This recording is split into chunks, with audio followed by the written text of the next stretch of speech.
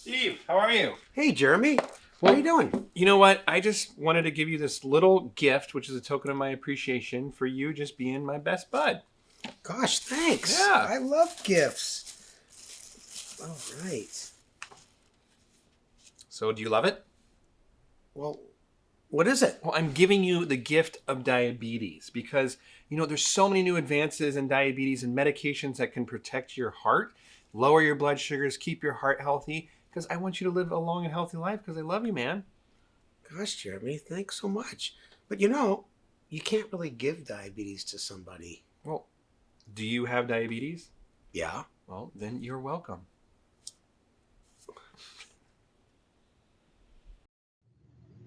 Hello there, my name is Melissa Magwire, and I'm going to take us to the heart of the matter in cardiovascular care. This talk is going to focus about knowing what risk factors we can address, what steps we can take, and why it's important to do that. And we'll focus on the ABCDs of heart health. Okay, so I know I just said we were going to focus on ABCDs, but we're actually going to start with some numbers just to set the stage as to why this is so important. Again, these numbers aren't meant to scare you or intimidate you, but again, just to really emphasize why we need to take the steps we need to decrease our risk factors. We know that there's about 23 million of us living with type 2 diabetes in the United States, and unfortunately that number's on the rise. 1 million people will have a heart attack or some form of coronary artery disease event leading to their death this year. About 16.5 million people right now are currently living with some form of coronary artery disease or cardiovascular disease. About 800,000 will have some type of stroke or stroke-like event this year. 15% of people, unfortunately, were still smoking in 2015, and hopefully that number is a little lower by now. We haven't seen the numbers in the last couple of years, but I'm hoping that's lower. About 56 million people over the age of 40 have cholesterol levels that really should be treated by a statin, and the number of folks that are being treated is very low. And unfortunately, again, this number's on the rise as well. But back in 2014, 38% of those in the United States were categorized as obese. And again, that number's on the rise. So these are all things that kind of set the stage on why we need to take action. Because the leading cause of death with those living with diabetes is heart attacks or strokes. We know that those living with diabetes are 2 times more likely to develop and or die from a cardiovascular disease than someone who does not have type 2 diabetes. We also know that about every 80 seconds in the United States, someone with diabetes is hospitalized for heart disease, and about every 2 minutes, an adult in the United States who has diabetes is hospitalized for stroke. But the good news is these things don't have to happen. And we know that by controlling our ABCDs or risk factors, we can really reduce the risk for heart disease, heart failure, and stroke. So we're going to talk about those. So what are the ABCDs? Well, A is going to stand for either aspirin or A1C. B, we're going to talk about our blood pressure. C is cholesterol. D is diabetes drugs. Oh, and then also there's E, which is eliminate smoking.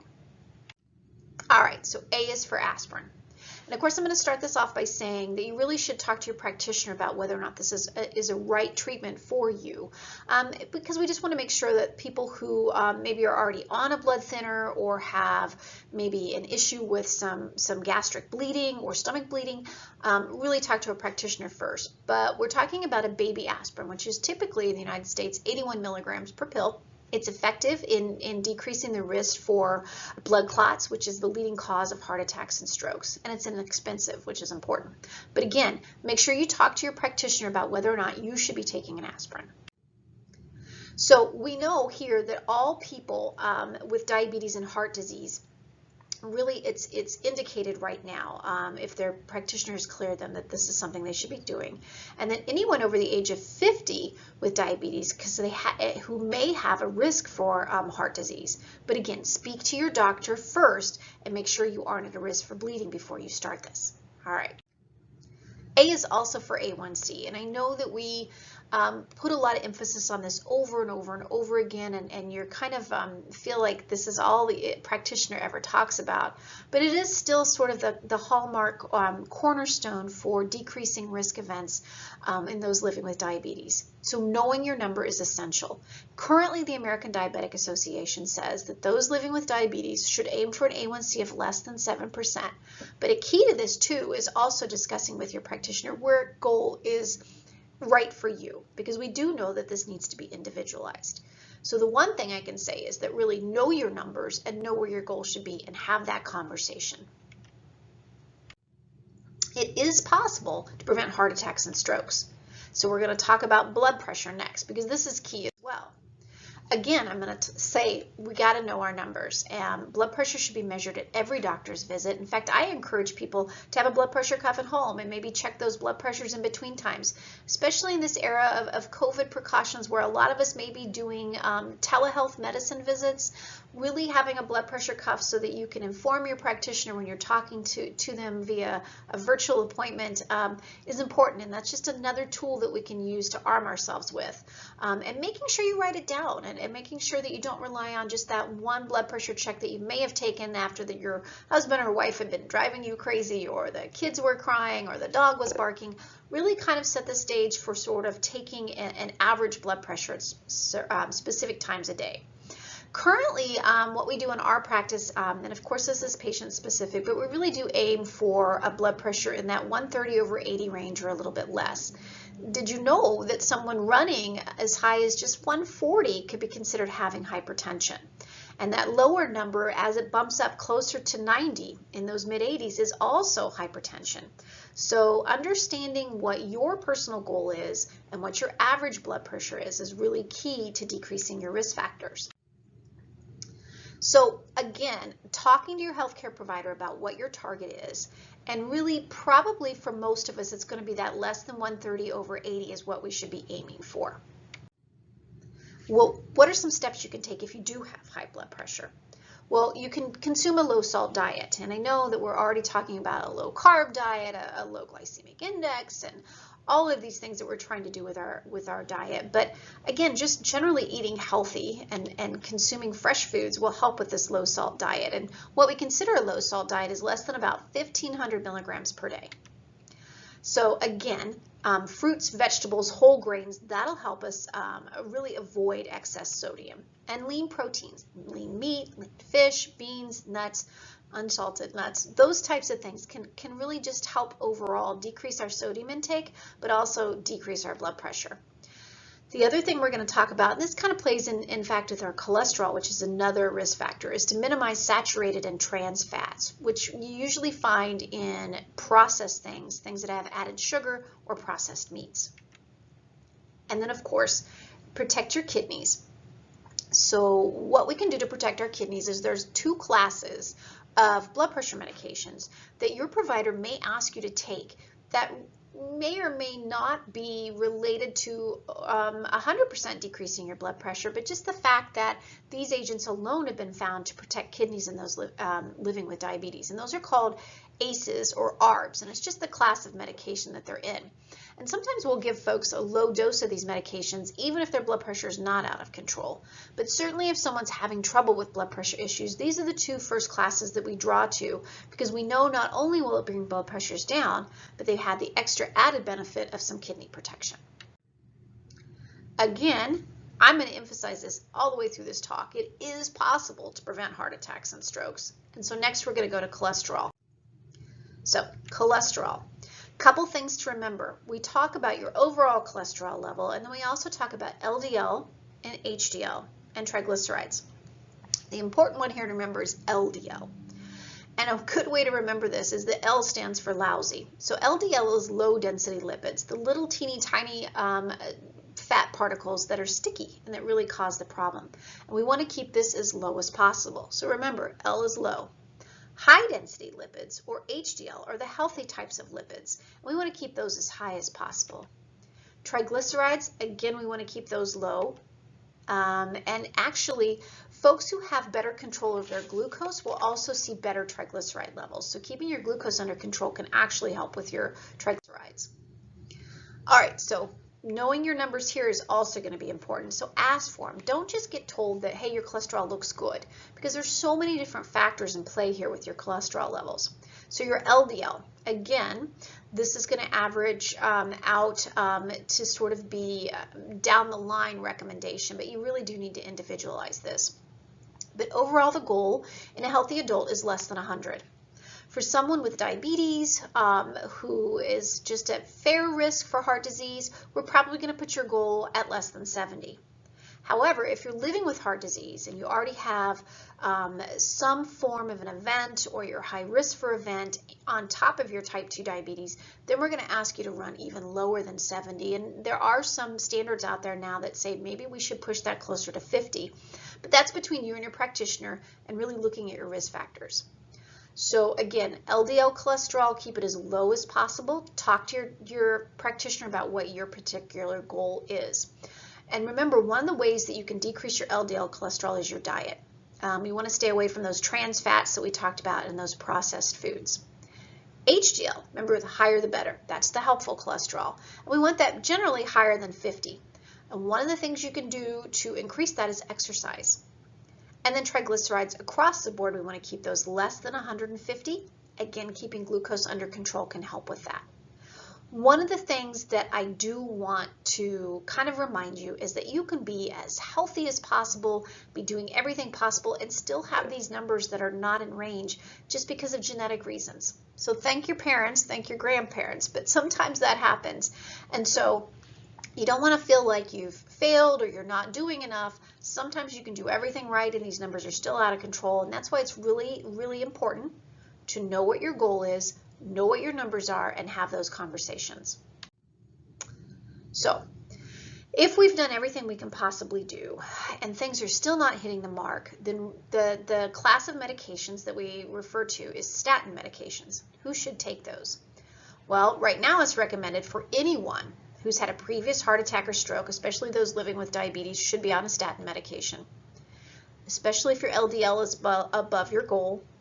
And for most patients with diabetes between the ages of 40 and 75, and then some patients even as low as 20 to 39 if they're at a higher risk for heart disease. So talk to your healthcare provider about this. Make sure you understand if you're someone who fits in these categories and if you should be taking this medication. And then again, I want to really emphasize this, to have that conversation and be knowledgeable, but not necessarily knowledgeable from some of the stuff you see on the internet. Make sure you're talking to a reliable source when you're getting the facts about your statin medications. So we always talk about side effects, and I think that that is a key when you're taking a new medication, is to arm yourself with as much knowledge as possible and make sure it's the right type of knowledge. So first and foremost, have that conversation with your healthcare provider. Don't stop taking your medications without talking to your healthcare provider. And there are some recommendations to get you on the right treatment plan. If you take a statin and it does cause some side effects, simply writing off the whole class is not the thing to do. You need to talk to your healthcare practitioner because there are other medications within the class that you may tolerate a little bit better. Again, it's possible to prevent heart attacks and strokes, and we're going to move on to diabetes medications. So D is for diabetes drugs. There are certain classes of medications now that were developed to lower our glucose, but guess what?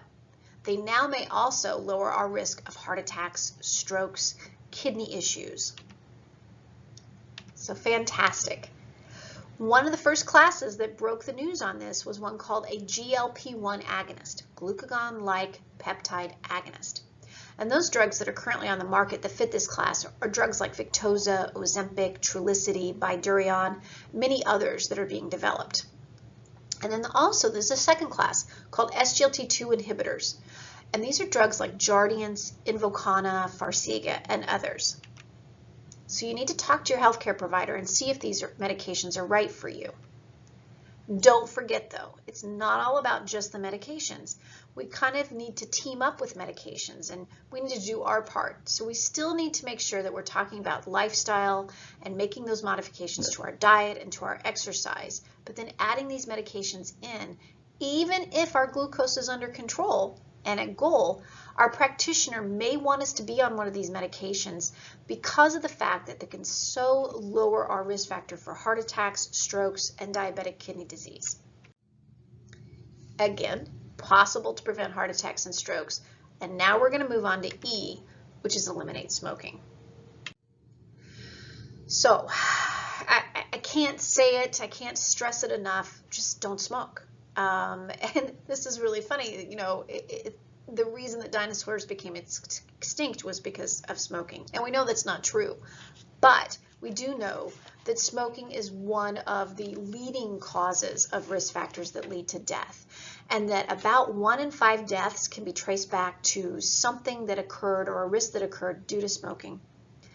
Also, something to think about is that the average American spends about $1,500 to $3,300 a year on cigarettes for those that smoke. But did you also know that within 2 hours of stopping smoking, you're already starting to clear out some of that nicotine, and that your blood pressure and heart rate start to fall to normal, and that after 12 hours of being smoke-free, you've decreased the amount of carbon monoxide in your body, which is harmful. So little steps, a little bit at a time, can make a big difference in those risk factors. So what else can we do? Well, lifestyle is important. And I already mentioned that, you know, along with medications, we can't forget about this part. A healthy diet, not smoking, exercise. It really is what we can do along with our treatment plan to really ensure that we're decreasing these risk factors. Good nutrition. I know we talk about this all the time, and one of the things I just want to say is that I don't want you to think about it as a diet. It's just how you eat. It's your meal plan. And you're going to make it simple, and you're going to make it easy, and you're going to make it fit your lifestyle. And it's fresh fruits, fresh vegetables, lean proteins, all of those things that you've been well versed in. And just making sure that even if you're on medication, that doesn't take the place of really watching what we eat. This is not good nutrition. So I know that that sounds a little blown out of proportion, but the average American eats a portion size that's actually 5 times what a nutritional portion is. So if the only thing you can do is decrease your portion size a little bit, you're already making an impact. Physical activity. I like the fact that we've titled this physical activity and not exercise. I know that when I say to some of my patients, hey, I want you to exercise, they just sort of glaze over. And that's because, you know, I've got some knee issues and hip issues myself. And if somebody told me I need you to exercise every day, I'm going to probably take a pause and say, you know what, I'm not sure I can go for that jog or that run. But if someone said to me, I just need to increase your physical activity, and that could be as easy as 5,000 steps a day, 6,000 steps a day, I can do that. One of the goals that we give our patients is an average in a week, 150 minutes of increased physical activity over the course of a week. It could be 15 minutes today, 30 minutes tomorrow, an hour the next day. And I also tell my patients, I don't care if you're standing in the middle of the living room flapping your arms, you're moving. So find something that works for you. Make that goal something that's sustainable and something that's realistic, and aim for about 150 minutes a week of increased activity. This does not count as that. And so while the dog here may be getting their activity, the human certainly isn't. And again, not to be sort of cavalier about it, but it doesn't take that much just to get up a little bit. So if you're going to try cross-country skiing, start with a small country. And the reason we throw this in here is just to really say that really actually the reason why a lot of folks fall off of their physical activity regimen is because they bite off more than they can chew. So we need you to be really realistic and start with those small steps first. Again, aiming for 150 minutes a week, and that could be 5 minutes at a time until you build up your endurance. So next, we're going to have a couple questions here. Having type 2 diabetes increases the risk of developing which of the following conditions? A, high blood pressure. B, abnormal cholesterol levels. C, heart disease. Or D, all of the above. I'm going to give you a minute here to think through this. And it is D, all of the above. Remember our ABCDs. The diabetes increasing risks, and it gets worse if we have high blood pressure, abnormal cholesterol levels, and heart disease. All right, let's try another question here. What is the leading cause of death for people living with type 2 diabetes? Is it A, Alzheimer's disease, B, cancer, C, heart disease, or D, kidney disease? Again, I'll let you think about this. Right, it's C, heart disease. All right, which of the following puts people with diabetes at greater risk for a heart attack or stroke? A, high blood pressure, B, an elevated LDL cholesterol, C, a lack of physical activity, or you guessed it, D, all of the above. And hopefully we all said D, all of the above. True or false? People with diabetes can reduce their risk for heart attacks and strokes. I think we've probably repeated this one enough that I'm hoping you can get this one right. A, true, B, false. And of course that's very true. So next steps, what we can do? Well, the first thing is you attended this and you learned that there are steps you can take. So next, you need to arm yourself with that information and have that conversation with your practitioner on how you can manage your risk for heart attacks and strokes. Ask for a referral to a diabetes self-management education class or specialist. And visit knowdiabetesbyheart.org for help for tips and resources. There's a lot more information out there. This was just something brief to get you started, but hopefully you found this informational enough and inspiring enough to know that you can make a difference. You can take those steps, and if you know your diabetes by heart, then you can take care of your heart. Don't forget to do the feedback survey, and please text at KDBH to 39242 or scan the QR code with your phone's camera to take the short survey. Thank you.